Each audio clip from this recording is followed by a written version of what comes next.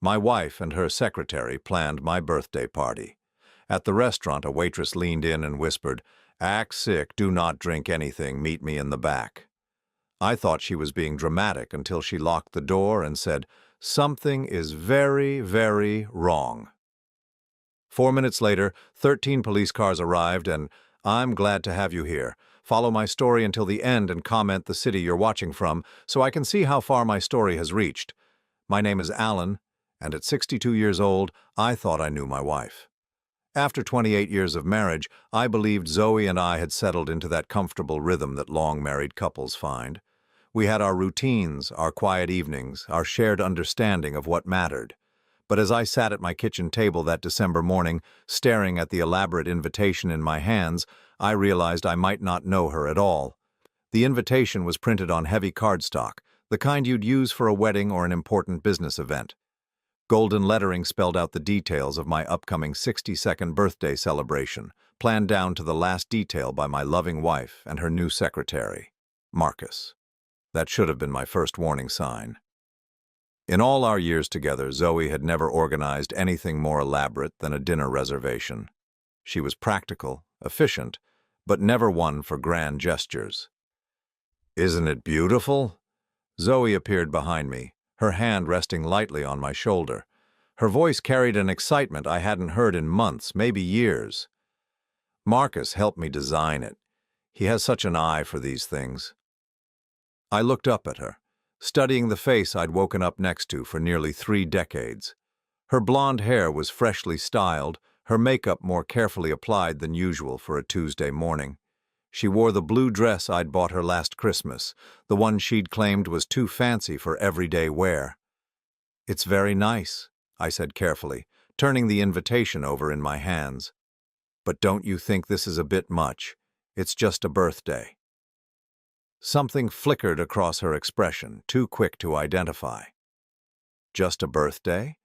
Alan, you're turning 62. This is a milestone. We should celebrate." The way she said "we" made something twist in my stomach, though I couldn't say why. Marcus had been working as Zoe's personal secretary for 9 months now, helping her manage what she called her projects. I'd never been entirely clear on what these projects were, but they seemed to require a lot of meetings, phone calls, and late evenings at the office space she'd rented downtown. Marcus was 28, tall and lean, with dark hair and an easy smile that never quite reached his eyes. Zoe had hired him after meeting him at some networking event, claiming she needed help organizing her volunteer work and social commitments. At the time, I'd been pleased. Zoe had seemed restless lately, and I thought having something to focus on would be good for her. Now, looking at this invitation with its precise formatting and expensive paper, I wondered if I'd been naive. "Where exactly are we having this celebration?" I asked, scanning the details again. "Bella Court, that Italian place on 5th Street. Marcus suggested it. He knows the manager, got us a private dining room." She moved around the kitchen as she spoke, unnecessarily rearranging items that were already in their proper places. Her movements seemed nervous, agitated.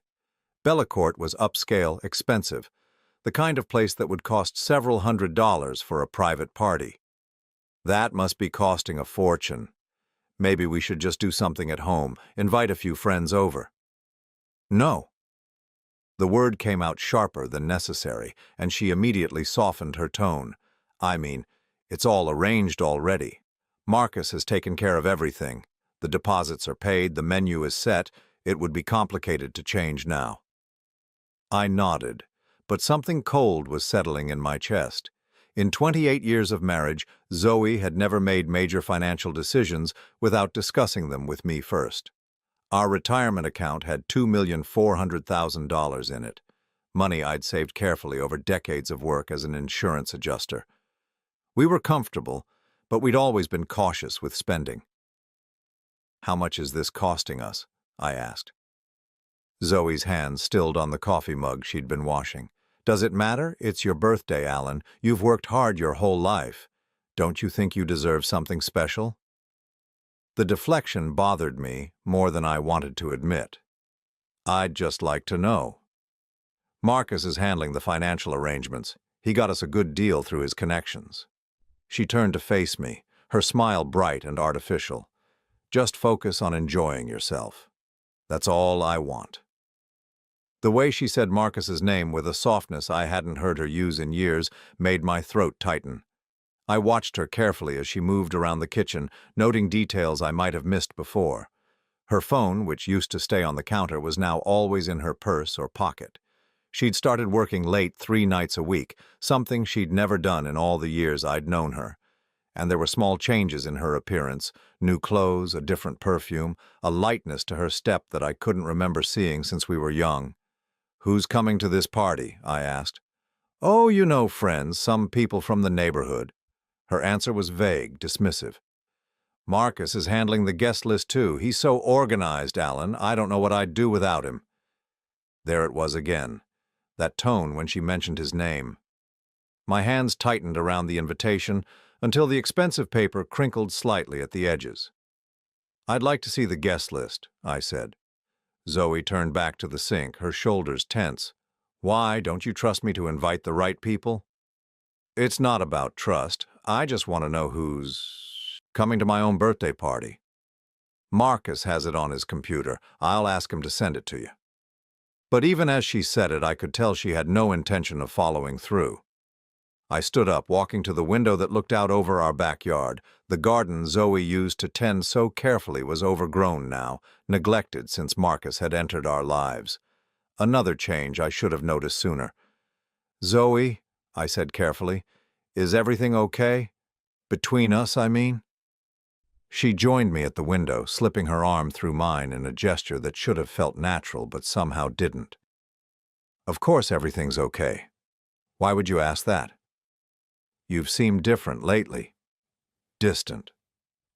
"I'm just busy with my projects. Marcus keeps me organized, helps me stay on top of things. It's been good for me having something to focus on." The way she said his name again made me close my eyes briefly. When I opened them, I caught her reflection in the window glass. She was smiling, but it wasn't directed at me. She was looking at her phone, which had buzzed with a text message. "Marcus?" I asked, just confirming some details for Saturday night. She tucked the phone away quickly, but not before I saw the contact name on the screen. It wasn't listed as Marcus or Marcus, secretary. It was saved simply as M with a heart emoji. My chest tightened and I had to focus on breathing normally. 28 years of marriage and my wife was putting heart emojis next to another man's contact information. "The party starts at 7, she said, seemingly oblivious to my discovery. "Cocktail hour first, then dinner. Marcus suggested we do a signature cocktail, something special just for you." "A signature cocktail?" "Yes, he knows about mixology, too. Apparently he worked as a bartender during college. He's going to create something unique for your birthday." Her enthusiasm felt forced, rehearsed. I turned away from the window, studying my wife's face. After nearly 3 decades together, I should have been able to read her expressions easily, but looking at her now, I realized I didn't recognize the woman standing in front of me. The excitement in her eyes wasn't about my birthday. It was about something else entirely. "That sounds thoughtful," I managed to say. "It will be perfect," she said, and for the first time all morning her smile seemed genuine. Just perfect. As she left the kitchen, humming softly to herself, I remained by the window. The invitation lay on the table behind me, its golden letters promising a celebration. But all I could think about was the heart emoji next to Marcus's name and the way my wife's face had lit up when she talked about a signature cocktail made specially for me. Something was wrong. After 62 years of life and 28 years of marriage, I'd learned to trust my instincts. And right now, every instinct I had was screaming that this birthday party wasn't about celebrating me at all. I picked up the invitation again, reading it more carefully. The date, the time, the location, all specified in that elegant script. But what bothered me most was what wasn't mentioned anywhere on the expensive cardstock. There was no RSVP information, no contact details, nothing that suggested other people would actually be attending. It looked less like an invitation to a party and more like a formal announcement of an event that only 3 people would attend: Zoe, Marcus, and me. The realization hit me like ice water. Whatever was happening Saturday night at Bellecourt, it wasn't going to be a birthday celebration, it was going to be something else entirely. And as I stood in my kitchen, holding that beautiful invitation, I couldn't shake the feeling that I was being invited to my own funeral. Saturday evening arrived with an unseasonable warmth for December. I dressed carefully in the navy suit Zoe had laid out for me, the one she claimed brought out my eyes. As I adjusted my tie in the bathroom mirror, I caught sight of her reflection behind me. She was applying lipstick with unusual precision, her hands steady despite what should have been party-planning nerves. "You look handsome," she said, meeting my eyes in the mirror. "Very distinguished." "Thank you." I turned to face her. "You look beautiful, too." And she did. Zoe had chosen a black dress I'd never seen before, something sleek and expensive-looking. Her jewelry was more elaborate than usual, and she'd had her hair done at the salon that afternoon. She looked like she was dressing for something important, something that mattered to her deeply. The drive to Bellecourt took 15 minutes through quiet Saturday evening streets. Zoe chattered nervously about the weather, the traffic, anything except the party we were supposedly heading to. I found myself studying her profile as she spoke, noting the way she kept checking her phone at red lights. "Are you expecting to hear from someone?" I asked after the fourth time. "Just Marcus. He wanted to make sure everything was set up properly before we arrived." She tucked the phone into her purse with deliberate finality. "He's very thorough about details." Bellecourt sat on a corner lot, its warm golden light spilling onto the sidewalk through large windows. From the outside it looked busy, filled with couples and families enjoying their Saturday night dinners. The valet took our car, and as we walked toward the entrance, I noticed Marcus's silver BMW already parked in the lot. "Marcus is here early," I observed. "He wanted to coordinate with the staff, make sure the private room was ready." Zoe's voice carried that same excitement I'd heard all week when she talked about the party arrangements. The hostess at Bellecourt greeted us with professional warmth. "Mr. and Mrs. Morrison, right this way, please. Your private dining room is ready." As we followed her through the restaurant, I looked around for other guests I might recognize. The dining room buzzed with conversation and laughter, but no one looked up or waved. No one seemed to be heading in our direction or looking for a birthday party to join. The private room was smaller than I'd expected, intimate in a way that felt more appropriate for a business meeting than a birthday celebration. A single round table was set for 3 people, elegant place settings with crystal glasses and cloth napkins. Marcus stood near the windows, adjusting some flowers on a side table. He turned when we entered, his face lighting up with that practiced smile. "Alan, happy birthday." He crossed the room with quick strides, extending his hand. His grip was firm, confident, the handshake of someone who was comfortable taking control of situations. "Thank you, Marcus. This looks lovely. Zoe wanted everything to be perfect for you." The way he said her name with casual familiarity made something tighten in my stomach. "I hope you'll be pleased with what we've arranged." I looked around the room again. 3 place settings. No other guests. No presents on a gift table. No decorations beyond the flowers Marcus had been adjusting. "Are we waiting for other people to arrive?" I asked. Zoe and Marcus exchanged a quick glance, so brief I almost missed it. "The others will be along shortly," Zoe said. "You know how people are with timing." But even as she spoke, I could see she was lying. There were no other guests coming. Whatever this was, it was meant to be just the 3 of us. Marcus gestured toward the table. "Why don't we get started with cocktails? I've prepared something special for the birthday boy." On a small cart near the table sat an array of bottles, mixers, and garnishes. Marcus moved behind it with practiced ease, his hands confident as he began combining ingredients.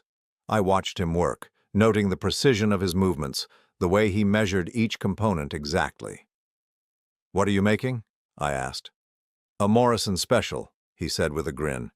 "Named in your honor. It's a variation on a Manhattan, but with some unique elements. Premium bourbon, a special vermouth blend, and a few secret ingredients that make it completely one of a kind." He held up a small, dark bottle as he spoke, something I didn't recognize.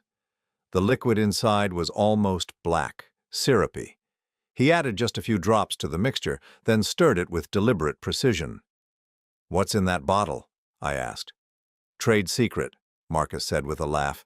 "Every mixologist has his special touches. This is mine." Zoe moved to stand beside Marcus, close enough that their arms brushed. Marcus worked in some very upscale bars during college. He knows how to create drinks that are absolutely memorable. The way she emphasized memorable made my skin crawl. Marcus strained the cocktail into a crystal glass, added a garnish, and presented it to me with a flourish. "Happy birthday, Alan. May this be a night you'll never forget." I took the glass, noting its unusual color. Most Manhattans were amber or dark brown, but this one had an almost purple tint. The smell was off too, medicinal underneath the familiar bourbon and vermouth.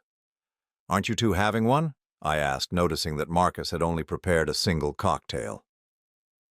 "We thought we'd have wine with dinner," Zoe said quickly. "This is special just for you."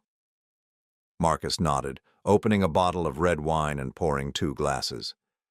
"We wanted you to have something unique, something that celebrated you specifically." I held the cocktail glass, feeling its weight. Everything about this moment felt wrong. The empty room, the single special drink, the way Zoe and Marcus kept watching me with barely concealed anticipation. "Go ahead," Marcus urged. "Try it. I'm very curious to get your feedback." Something in his tone made me look up sharply. There was an eagerness there that went beyond professional pride in his mixology skills. He wanted me to drink this cocktail badly, and I couldn't understand why. "Actually, could I use the restroom first?" I said. "Too much coffee this afternoon." "Of course," Marcus said, though I caught a flicker of impatience in his expression. "Right through that door." I set the glass down on the table and headed toward the restroom, but as I reached the door, I heard Zoe's voice behind me. "When he comes back, make sure he finishes the whole thing," she said quietly. "You said it needs to be the full dose to be effective." My blood turned to ice. I stood frozen with my hand on the door handle, straining to hear more. "Don't worry," Marcus replied, his voice equally low. "Once he drinks it, he'll start feeling dizzy within 10 minutes. We'll call 911, say he's having chest pains. At his age, with his family history, nobody will question a heart attack." "And you're sure it will look natural?" "Completely. The compound is undetectable in standard toxicology screens. By the time anyone thinks to run more sophisticated tests, if they ever do, it'll be too late to matter." I pressed my back against the wall, my heart pounding so hard I was afraid they'd hear it. They were talking about killing me. My wife and her lover were planning to poison me and make it look like a natural heart attack. "What about the life insurance?" Zoe's voice was barely a whisper. $800,000 payable to you as beneficiary, plus all his retirement savings, the house, everything will be set for life. "And after a respectable mourning period?" "We can be together openly. No more sneaking around, no more pretending. Just you and me and all of Alan's money." I closed my eyes, feeling sick. Not just because they wanted to kill me, but because of how casual they sounded discussing it. How long had they been planning this? How long had my wife been looking at me and seeing nothing but a bank account to be liquidated? The restroom door opened with a soft creak, and I slipped inside, my hands shaking as I locked it behind me. I leaned against the sink, staring at my reflection in the mirror. 62 years old, gray hair, lines around my eyes from decades of smiling. I looked like exactly what I was, a trusting older man who'd never imagined his wife would want him dead. But I wasn't going to make it easy for them. I pulled out my phone and quickly typed a text message, then hit send. If Marcus and Zoe thought they were going to poison me and collect my life insurance, they had seriously underestimated who they were dealing with. When I returned to the dining room, they both looked up expectantly. Marcus gestured toward my untouched cocktail. "Everything all right? Your drink is getting warm." "Just fine," I said, picking up the glass. "Sorry to keep you waiting." I raised the cocktail toward my lips, watching their faces carefully. Zoe leaned forward slightly, her eyes bright with anticipation. Marcus stood perfectly still, but I could see the tension in his shoulders.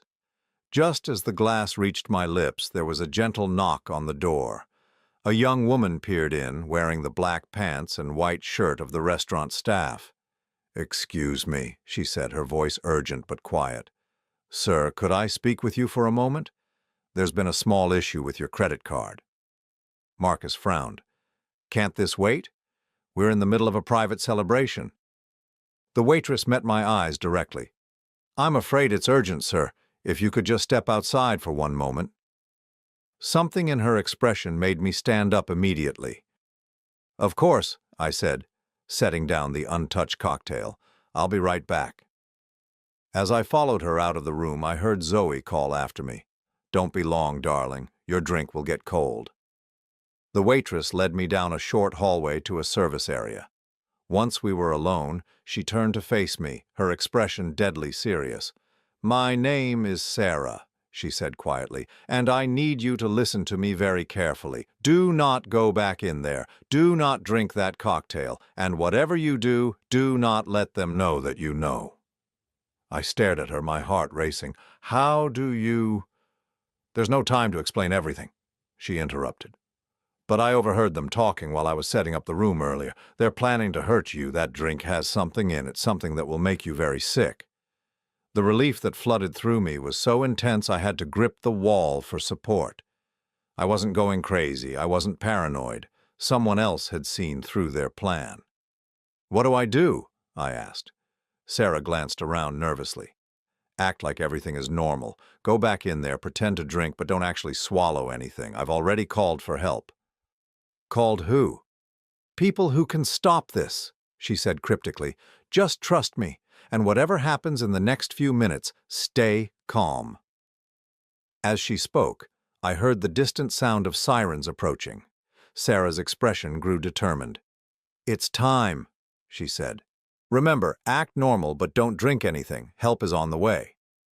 I walked back into the private dining room on unsteady legs, my mind reeling from Sarah's warning. The scene looked exactly as I'd left it. Zoe sitting elegantly at the table, Marcus standing near the window with his wineglass, both of them wearing expressions of patient concern. "Everything sorted out?" Marcus asked, his voice carrying just the right note of polite interest. "Yes, just a minor authorization issue." I picked up my cocktail glass, noting how their eyes immediately focused on my hands. "Sorry for the interruption." "No problem at all," Zoe said, her smile bright and encouraging. "These things happen.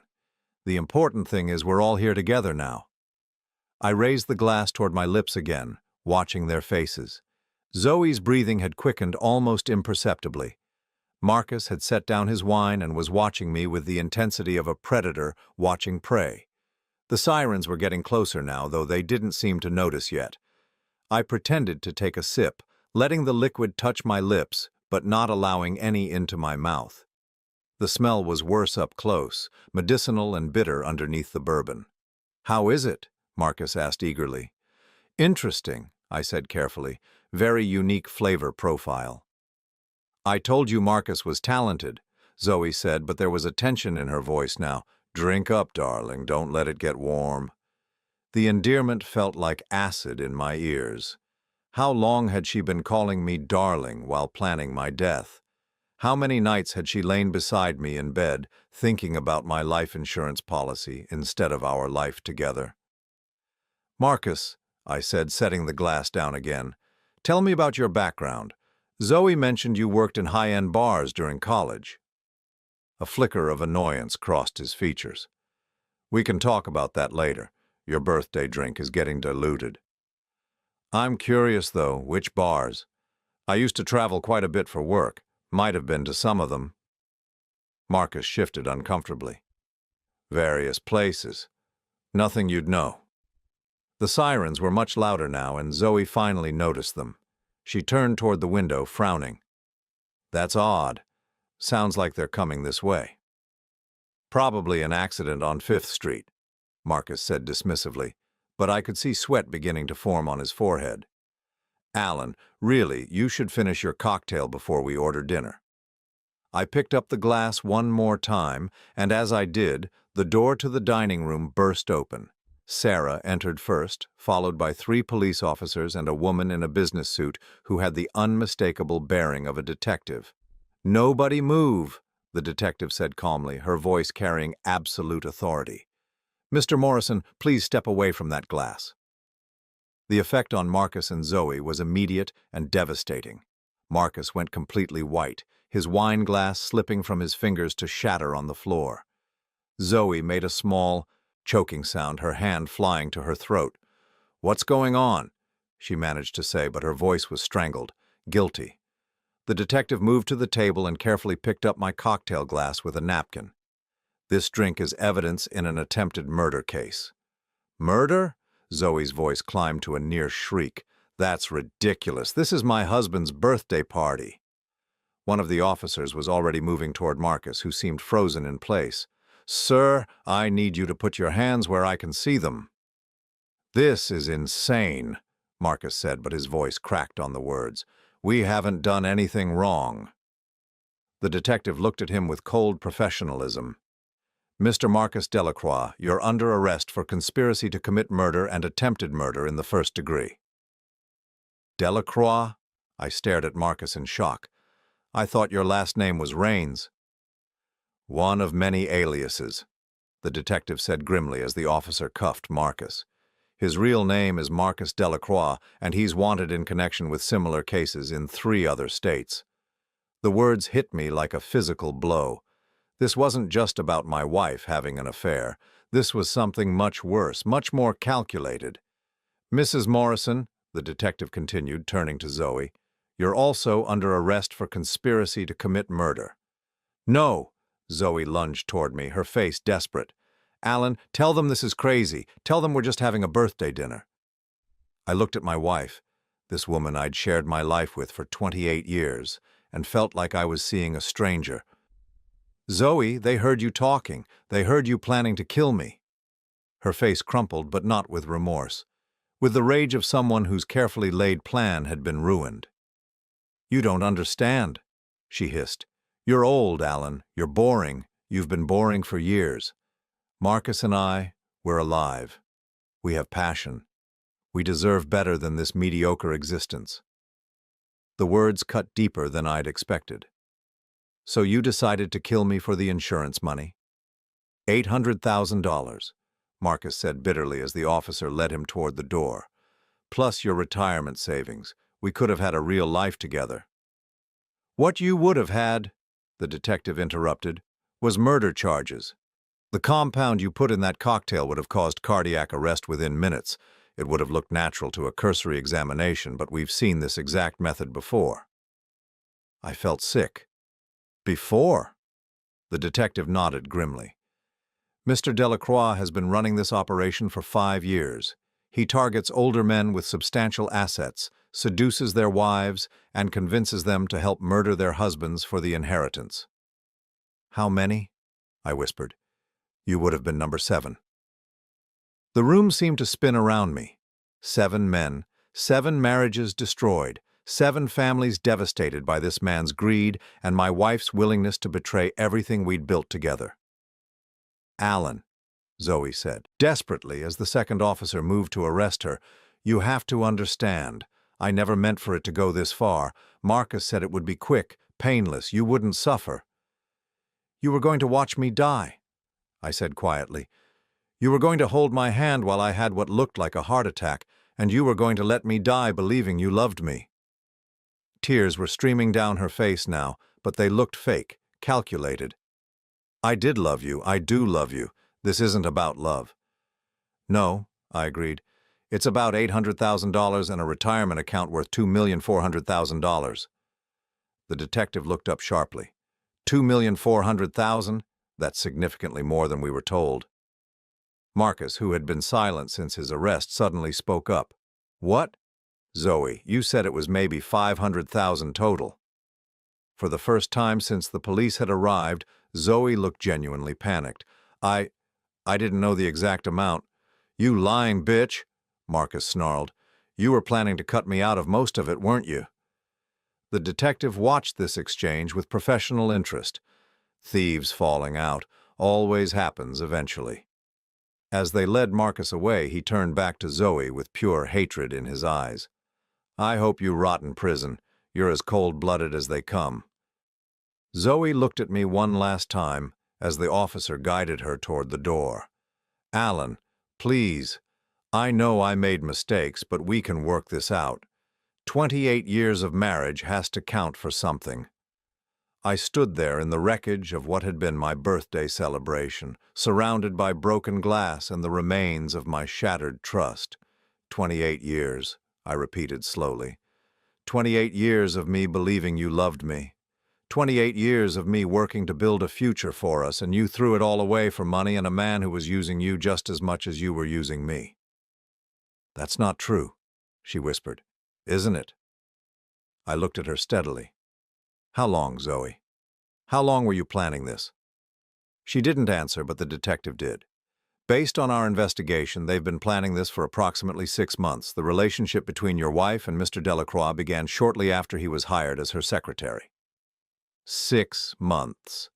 Half a year of living with a woman who was actively planning my murder. Half a year of good morning kisses and good night wishes from someone who saw me as nothing more than an obstacle to be removed. After they took Zoe away, I found myself alone in the dining room with Sarah and the detective. The silence was heavy, broken only by the distant sounds of the restaurant continuing its normal Saturday night service. Mr. Morrison, the detective said gently, I'm Detective Rodriguez. I know this has been traumatic, but I need to ask you some questions about your wife's recent behavior. I nodded numbly, sinking into one of the chairs. Sarah, I said, looking at the young woman who had saved my life. How did you know? Sarah sat down across from me, her expression serious. I'm a registered nurse. I work here part-time to help pay off student loans from nursing school. When I was setting up this room earlier, I overheard them discussing the plan, the symptoms they described, the timeline they mentioned. It all matched with certain types of poisoning I'd studied.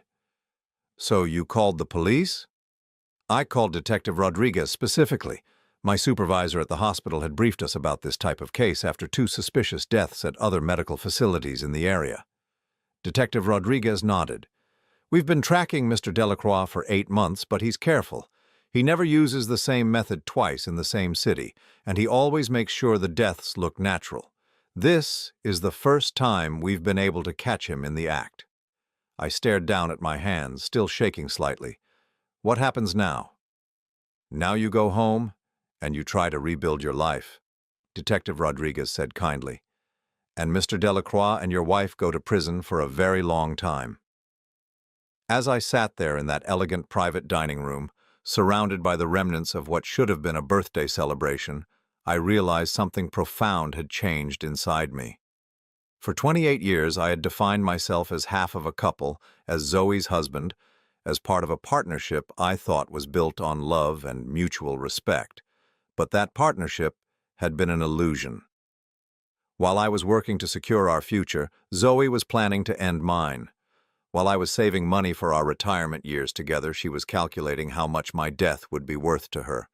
The man who walked into Bellecourt that evening had been trusting, devoted, perhaps naive. The man who would walk out was someone different entirely. Someone who understood that the most dangerous predators are often the ones who share your bed, who know your routines, who have access to your vulnerabilities. As Sarah helped me gather my coat and Detective Rodriguez finished collecting evidence, I caught sight of my reflection in the restaurant's dark window. I looked older somehow, but not weaker. There was something in my eyes that hadn't been there before, a hardness born of betrayal, but also a clarity I'd been lacking.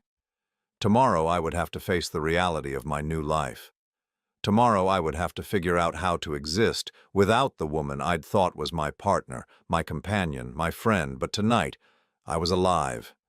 And for the first time in months I was finally seeing clearly. 3 days after my birthday dinner that became an arrest scene, I sat in Detective Rodriguez's office, staring at a thick manila folder that contained the truth about the man my wife had been willing to kill for. The fluorescent lights hummed overhead, casting harsh shadows across documents that detailed a life built entirely on deception and murder. Are you sure you want to see all of this? Detective Rodriguez asked gently.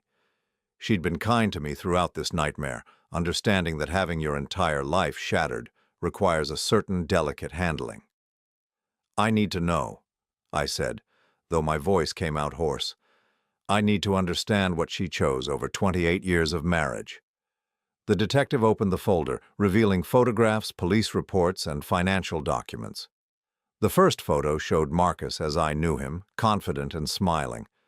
The second showed the same face with different hair, different clothing, under a different name. Marcus Delacroix is 31 years old, not 28 as he told your wife. He's originally from Louisiana, though he's used addresses in 7 different states over the past decade. I studied the photographs, seeing how easily he'd transformed himself. The charming smile was consistent, but everything else about his appearance could change. Hair color, style of dress, even his posture seemed different in each image. His real background? College dropout, spent 2 years in prison for fraud when he was 23. That's where he met Vincent Carrera, an older inmate who taught him the finer points of what they call inheritance acceleration. The euphemism made my stomach turn. You mean murdering people for their money? Exactly. Carrera had been running this type of operation for years before he got caught. He taught Marcus that targeting older men through their wives was the safest approach. Less suspicion, easier to make deaths look natural, and the wife becomes both accomplice and cover story. Detective Rodriguez pulled out a timeline, marked with dates and locations. After his release from prison, Marcus spent 6 months practicing his approach on wealthy widows in small towns, perfecting his persona. Then he moved to larger cities and began the husband targeting operation. How many wives has he done this with? 8 that we know of. Your wife was number 8. I felt like I'd been punched. 8 women willing to murder their husbands? It's more complicated than that, the detective said carefully. Marcus is extremely skilled at psychological manipulation. He doesn't approach women and immediately suggest murder. He spends months, sometimes over a year, gradually isolating them from their support systems and building dependency. She pulled out a psychological profile, dense with clinical language that somehow made Marcus's crimes feel even more calculating. He targets women in long-term marriages who feel unappreciated or neglected. He presents himself as successful, attentive, everything their husbands supposedly aren't. He makes them feel young and desirable again. And then he gradually introduces financial stress. He'll mention business opportunities that require investment or expensive lifestyle changes that their current income can't support. He makes the woman believe that her husband is the only thing standing between her and the life she deserves. I thought about Zoe's behavior over the past year. The new clothes, the salon visits, the general air of someone living beyond our means. He was training her to want more than we could afford. Exactly. And when the woman becomes frustrated with the limitations of her current life, Marcus introduces the idea that her husband's death would solve all their problems. Not immediately, of course. He plants seeds, lets the idea grow. Detective Rodriguez showed me transcripts of recorded conversations between Marcus and other wives he'd targeted. Reading them was like seeing a blueprint for the destruction of my marriage. Look at this pattern, she said, pointing to highlighted sections. First, he builds intimacy by sharing fictional personal tragedies, lost parents, failed businesses, health scares that made him realize how short life is. I recognized the stories immediately. Zoe had repeated them to me, explaining why she felt so sorry for Marcus, why he needed our help and support. Then he begins criticizing the husband indirectly. You deserve so much more than this. A woman like you should be traveling, experiencing life. If something happened to me tomorrow, I'd want you to be financially secure. He told Zoe those exact things, I whispered. The final phase is presenting the murder as an act of love. Your husband is old, probably doesn't have many good years left anyway. We'd be putting him out of his misery. He'd want you to be happy even if he's gone. I had to stand up and walk to the window looking out at the city street below. Normal people going about their normal lives, unaware that predators like Marcus moved among them, targeting the foundations of families and marriages. What about the other wives? What happened to them? That's the truly disturbing part, Detective Rodriguez said quietly. 3 of them are in prison for murder. 2 committed suicide after Marcus abandoned them following the deaths of their husbands. 1 disappeared entirely, and we suspect Marcus killed her when she became a liability. I turned back to face her. And the other 2? 1 is in a psychiatric facility. The psychological trauma of what she'd done, combined with Marcus's abandonment, caused a complete breakdown. The 8th wife was actually the one who led us to Marcus. She pulled out another file, this one containing the testimony of a woman named Patricia Holmes. Patricia's husband was targeted last year in Phoenix, but unlike the others, Patricia got cold feet at the last minute and called the police herself. She turned him in? She realized that Marcus had been lying to her about everything, his background, his feelings for her, even his name. When she confronted him, he became violent and threatened to kill her if she exposed him. I sat back down, feeling overwhelmed by the scope of Marcus's operations. This wasn't a crime of passion or even simple greed. It was a business carefully planned and methodically executed. How did he find Zoe?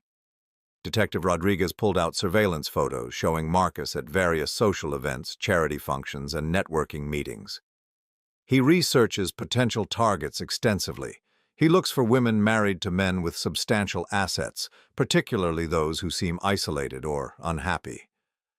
One photo showed Marcus at a charity auction, the same event where Zoe had met him. In the background, I could see my wife laughing at something he was saying, completely unaware that she was being evaluated as a potential accomplice to murder. He spent 3 months observing your wife before approaching her. He knew about your retirement savings, your life insurance, even your daily routines before he ever introduced himself. How could he know all that?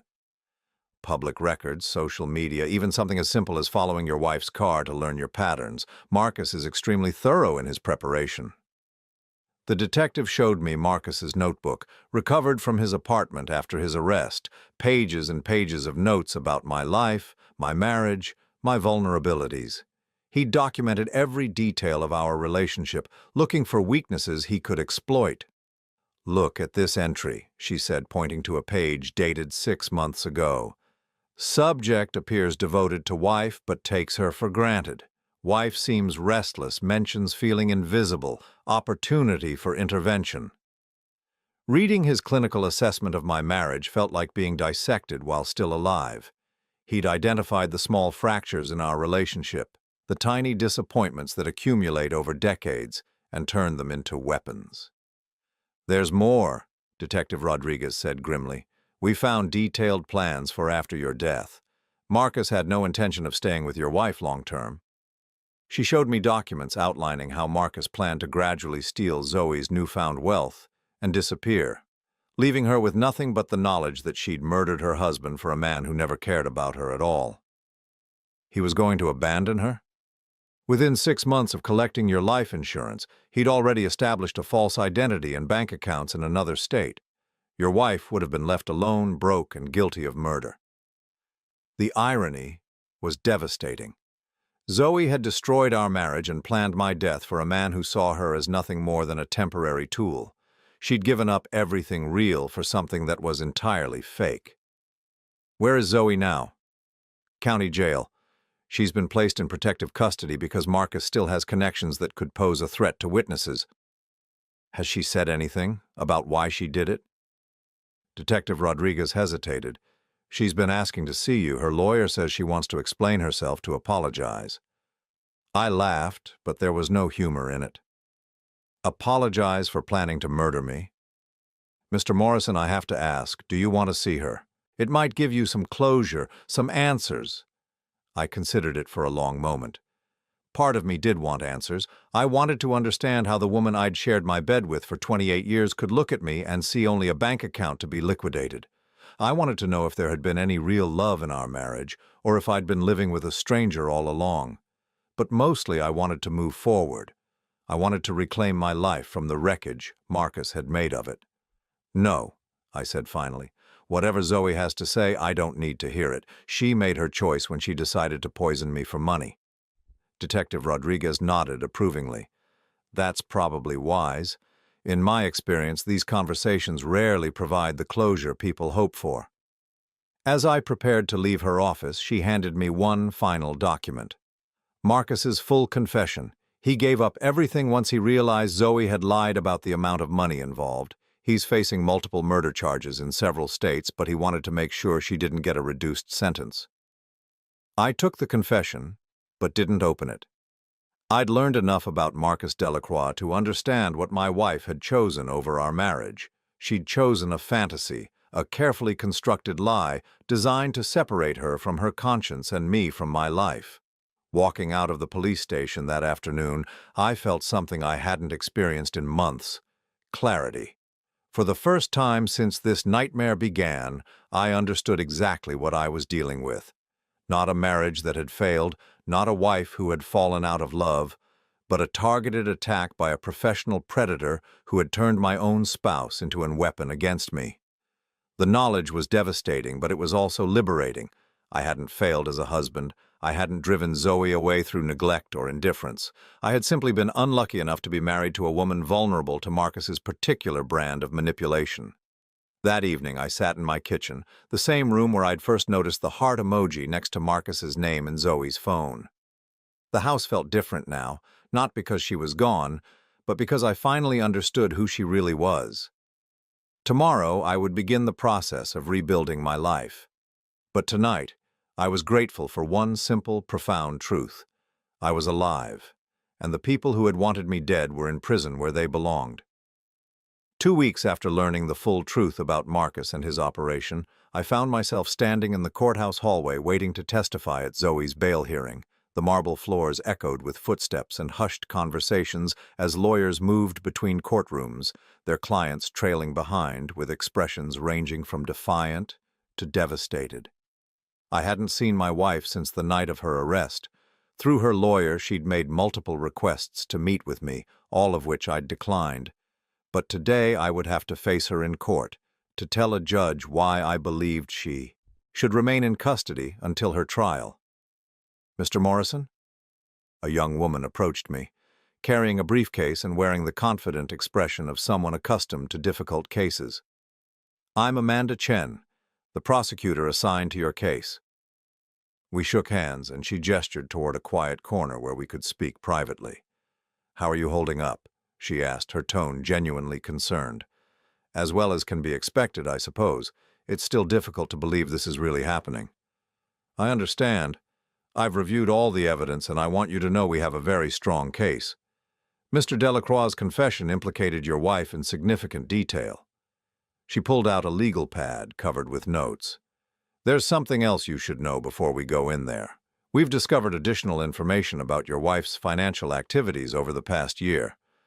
My stomach tightened. "What kind of activities?"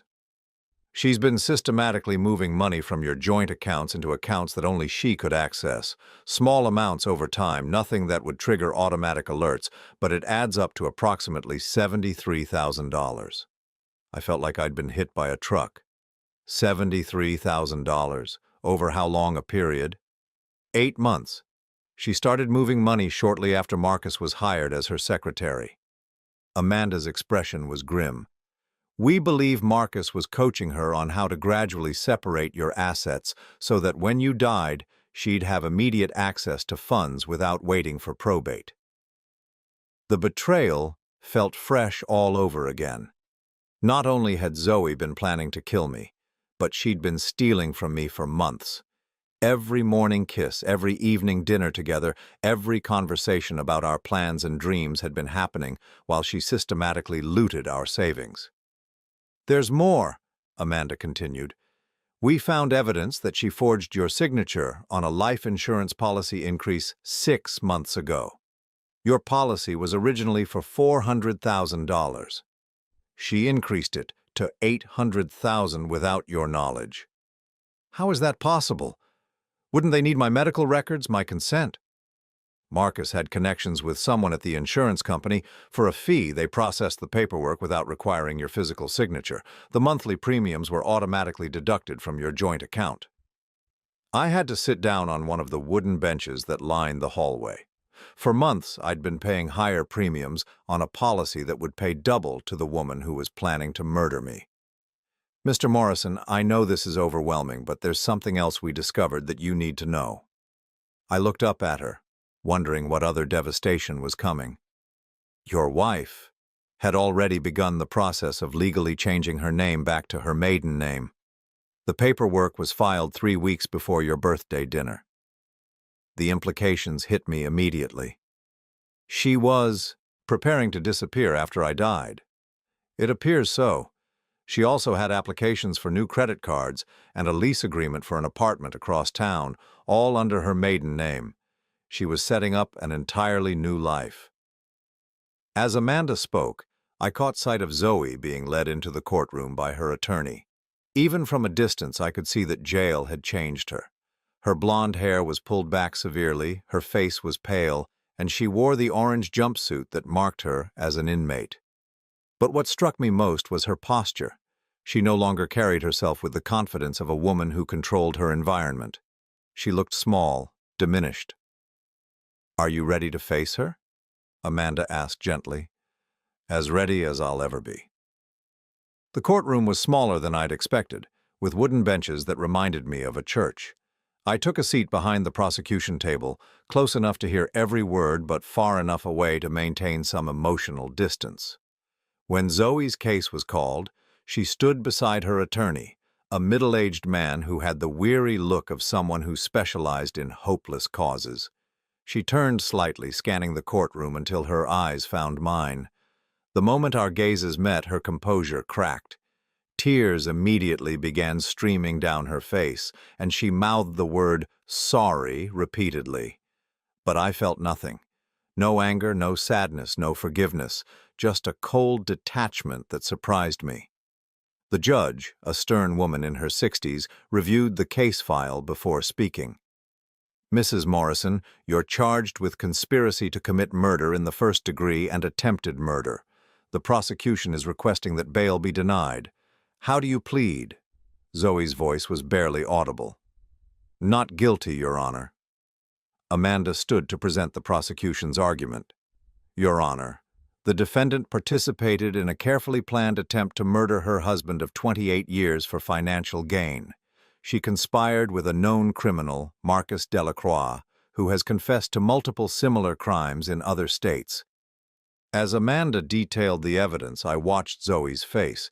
She kept glancing at me as if hoping to see some sign of the love that had once existed between us. But that man was gone, poisoned as surely as Marcus had tried to poison my body. "Furthermore," Amanda continued, "the defendant has demonstrated a pattern of deception and financial manipulation. She stole approximately $73,000 from joint accounts, forged her husband's signature on insurance documents, and was actively preparing to assume a new identity after his death." Zoe's attorney stood to respond. "Your Honor, my client is a 68-year-old woman with no prior criminal record. She was manipulated by a professional con artist who targeted vulnerable women. She poses no flight risk and has strong ties to the community." I almost laughed at the irony. Strong ties to the community? She'd been planning to disappear the moment I was dead. The judge turned to me. "Mr. Morrison, would you like to make a statement?" I stood slowly, feeling the weight of 28 years of marriage pressing down on my shoulders. When I spoke, my voice was steady, clear. "Your Honor, I trusted this woman completely. I shared my home, my dreams, my financial security with her because I believed we were partners. I believed she loved me." Zoe was crying openly now, her shoulders shaking. Instead, I discovered that she saw me as nothing more than an obstacle to be removed. She wasn't just planning to kill me, she was planning to watch me die believing she loved me. She was going to hold my hand while I had what appeared to be a heart attack, and she was going to let me die thinking she was grieving. I paused, looking directly at Zoe for the first time since entering the courtroom. That level of calculated cruelty, that willingness to betray everything we built together, that makes her dangerous, not just to me but to anyone who stands between her and what she wants. The judge nodded thoughtfully. "Mr. Morrison, do you believe your wife would attempt to contact you or retaliate if released on bail?" I believe my wife is capable of anything when properly motivated. 8 months ago, I would have trusted her with my life. Now I know she was literally planning to take it. After brief deliberation, the judge denied bail. The court finds that the defendant poses a significant risk to public safety and to the victim specifically. The calculated nature of this crime and the defendant's demonstrated willingness to engage in deception and manipulation make her unsuitable for release. As the bailiff led Zoe away, she turned back one final time. "Alan," she called out, her voice breaking, "please, I know I made mistakes, but I love you. I've always loved you." I remained seated, watching her disappear through the door that led back to the holding cells. The words that should have meant everything meant nothing now. Love didn't plan murder.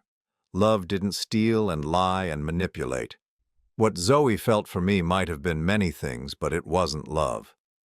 Outside the courthouse, Amanda walked with me to my car. "How do you feel about how that went?" "Relieved," I said honestly. I was afraid I might feel sorry for her, might start doubting myself. But seeing her today, hearing her lawyer try to paint her as a victim, it just reinforced that I never really knew who she was. "The trial will be more difficult," Amanda warned. "Her attorney will try to portray Marcus as the mastermind and your wife as his victim. They'll argue that she was psychologically manipulated, that she wasn't responsible for her actions." I nodded. "I understand. But the evidence speaks for itself, doesn't it? The stolen money, the forged documents, the preparations to disappear, those weren't the actions of someone being controlled." "Exactly, and we have Marcus's confession detailing how willing and eager she was to participate in the plan." That evening I sat in my living room, looking through photo albums that chronicled 28 years of marriage. There was Zoe on our wedding day, radiant in white, promising to love and cherish me until death do us part. There she was at Christmas mornings, birthday celebrations, anniversaries. In every photo, she looked like a loving wife. But now I understood that appearances could be deceiving. The woman in those photographs had been playing a role, just as she'd played a role during our entire marriage. The real Zoe was the one who could steal from me while making my morning coffee, who could plan my death while asking about my day. I closed the album and carried it to the fireplace. One by one, I fed the photographs to the flames, watching 28 years of false memories turn to ash. I wasn't destroying evidence of love, I was destroying evidence of the greatest deception of my life. As the last photo curled and blackened in the fire, I felt something shift inside me. The man who had walked into Bellacourt for his birthday dinner had been a victim, manipulated and betrayed by people he trusted. But the man sitting by this fireplace was something different.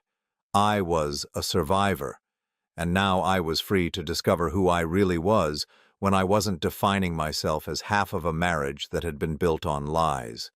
The revenge I was taking wasn't loud or dramatic. It was quiet, thorough, and permanent. I was taking back my life, my future, and my right to trust again. I was reclaiming everything Zoe and Marcus had tried to steal from me, including my faith in my own judgment. Tomorrow I would begin the legal process of divorce. I would change my will, my insurance beneficiaries, and my bank account access. I would methodically erase every trace of Zoe from my financial life, just as she had tried to erase me from existence. It wasn't about hatred or anger anymore. It was about justice, served cold and complete. 6 months after the trial ended, I stood on the deck of my new home, watching the sunrise paint the lake in shades of gold and pink. The house was smaller than the one I'd shared with Zoe, but it was entirely mine, chosen by me, decorated according to my tastes alone. For the first time in decades, every decision about my living space reflected only my preferences. The trial had lasted 3 weeks and ended exactly as Amanda had predicted it would. Marcus received life in prison without the possibility of parole for multiple counts of murder in the first degree. Zoe was sentenced to 25 years for conspiracy to commit murder and attempted murder. At 68 years old, she would likely spend the rest of her life in prison.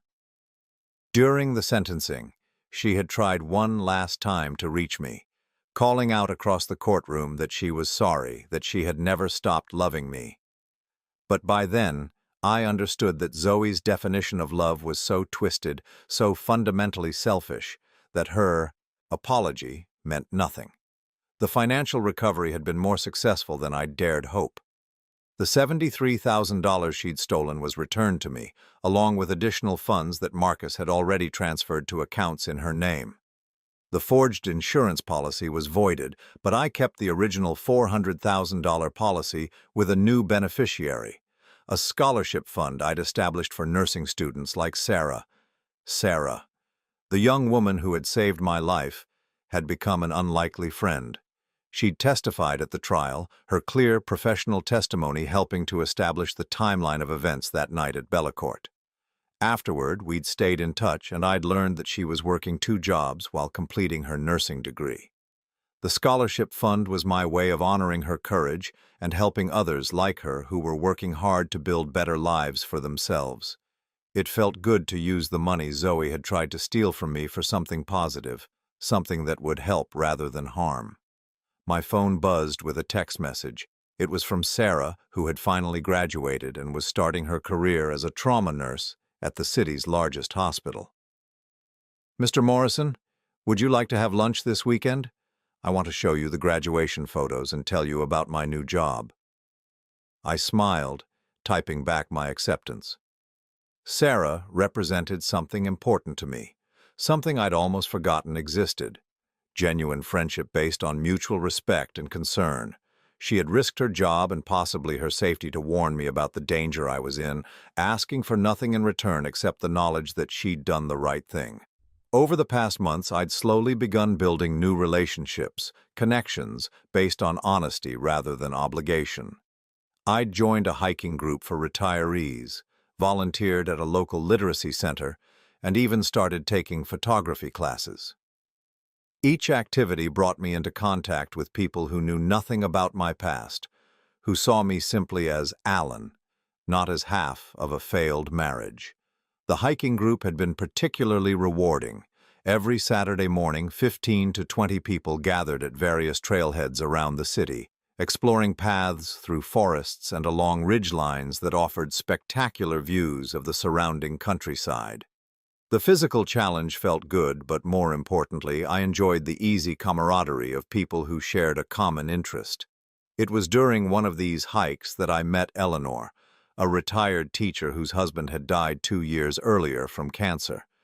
We'd fallen into step together during a particularly challenging climb, and I'd found myself telling her about my love of photography. She'd mentioned her interest in wildflower identification, and we'd discovered a shared appreciation for the small details that others often overlooked. Eleanor knew about my situation in general terms, knew that I was divorced and starting over, but she didn't know the specific details. I appreciated that she didn't press for information, didn't treat me like a victim who needed to be handled carefully. To her, I was simply a man she enjoyed talking with, someone whose company made the miles pass more quickly. We'd begun hiking together outside of the group activities, exploring more remote trails where we could talk without the constant chatter of a larger group. These conversations had revealed a woman of remarkable strength and wisdom, someone who had faced her own devastating losses and emerged with her capacity for joy intact. "I learned something important when David was dying," she'd told me during one of our walks. "I learned that you can't control what happens to you, but you can control how you respond to it. You can choose to let it make you bitter, or you can choose to let it teach you something valuable about yourself." Her words had resonated with me because they reflected exactly what I'd been experiencing. The betrayal by Zoe and Marcus had been devastating, but it had also taught me things about myself that I might never have learned otherwise. I was stronger than I'd realized, more resilient, more capable of starting over than I'd ever imagined. The financial security I'd worked so hard to build had remained intact, even increased as my investments performed well in my newly simplified portfolio. Without Zoe's spending and Marcus's theft, my retirement savings had grown to just over $2,700,000. More importantly, I'd learned to value security not for what it could buy, but for the freedom it provided. I no longer worried about impressing anyone or maintaining appearances. The house by the lake was comfortable but not ostentatious. My car was reliable but not flashy. I bought what I needed and what brought me genuine pleasure. But I no longer felt the need to accumulate possessions as proof of success. The divorce had been finalized while Zoe was in prison, a process made simpler by her incarceration and the overwhelming evidence of her crimes. I'd kept the assets I'd earned during my working years, and she'd been left with nothing except the debt she'd accumulated during her spending spree with Marcus. Her family had reached out to me once, asking if I would consider helping with her legal fees. Her sister had called me, crying, explaining that Zoe was family and that families should stick together during difficult times. I'd listened politely, then explained that Zoe had forfeited any claim on my loyalty when she'd decided to murder me for money. The conversation had ended quickly. That evening, as I prepared dinner in my new kitchen, I reflected on how different my life had become. The kitchen was designed for one person, efficient and organized according to my preferences. I cooked what I wanted to eat, listened to music I enjoyed, and ate my meals on the deck while watching the lake change color as the sun set. It was a peaceful existence, but not a lonely one. In addition to Sarah and Eleanor, I'd developed friendships with several members of the hiking group, my photography instructor, and the volunteers at the literacy center. These relationships were different from the marriage I'd shared with Zoe, less intense but more genuine. I'd learned to value consistency over passion, honesty over excitement, respect over romance. The people in my life now were there because they chose to be, not because they were trapped by legal obligation or financial dependence. My phone rang, interrupting my thoughts. It was Detective Rodriguez calling with an update on Marcus's case. "Mr. Morrison, I thought you'd want to know. Marcus Delacroix was sentenced today in Louisiana for 2 additional murders we've connected to him. He received 2 more life sentences." "How many victims were there total?" 9 that we can prove, possibly as many as 12. Your case was the key that allowed us to connect the others and build a pattern. I felt a grim satisfaction knowing that Marcus would never have the opportunity to destroy another family. "What about the other wives?" 2 more have been convicted and sentenced. 1 took a plea deal in exchange for testimony against Marcus. The others, she paused. "Well, let's just say justice isn't always perfect, but we got the main predator." After hanging up, I sat on my deck watching the last light fade from the sky. 9 families destroyed by Marcus's greed and manipulation. 9 men who'd trusted their wives only to be betrayed by the people closest to them. I was lucky to be alive, fortunate that Sarah had overheard the right conversation at the right time. But luck was only part of it. I'd also made choices during those terrifying moments at Bellacourt. I'd chosen to trust Sarah's warning, chosen to cooperate with the police, chosen to testify against Zoe despite the pain it caused. Most importantly, I'd chosen to rebuild my life rather than retreat into bitterness and isolation. As I prepared for bed that night in my lake house, I looked at the photograph I kept on my nightstand. It wasn't a picture of Zoe or our wedding or any of the milestones of our marriage. It was a photo I'd taken during a recent hike with Eleanor, a close-up of wildflowers growing in a crack in the granite rocks along the trail. The image reminded me that beauty could flourish in the most unlikely places, that life found a way to continue even in harsh conditions. Those flowers hadn't grown despite the rocky soil. They'd grown because they'd found a way to thrive in the environment they'd been given. I was 63 years old now, with enough money to live comfortably for the rest of my life and the freedom to choose how I wanted to spend my remaining years. I had friends who valued me for who I was, not what I could provide for them. I had hobbies that brought me joy and volunteer work that gave my life meaning. Most importantly, I had learned to trust myself again. The man who had been fooled by Zoe and Marcus was gone, replaced by someone wiser, more cautious, but not afraid to care about people who had earned his trust. Tomorrow, Sarah would visit for lunch, bringing her graduation photos and stories about her new career. This weekend, Eleanor and I would explore a new trail she'd discovered, looking for the rare orchids that bloomed briefly in the spring. Next week, I would teach literacy classes to adults who were working to improve their lives, just as I was working to improve mine. It wasn't the life I'd planned when I was married to Zoe, but it was a better life. More honest. More authentic. It was a life built on truth rather than illusion, on genuine connection rather than legal obligation. As I turned off the lights and settled into bed, I felt something I hadn't experienced in decades. Complete peace with who I was and where I was going. The future stretched ahead of me, full of possibilities I was only beginning to explore. I was free, truly free, for the first time in my adult life, and that freedom was worth everything I'd lost along the way.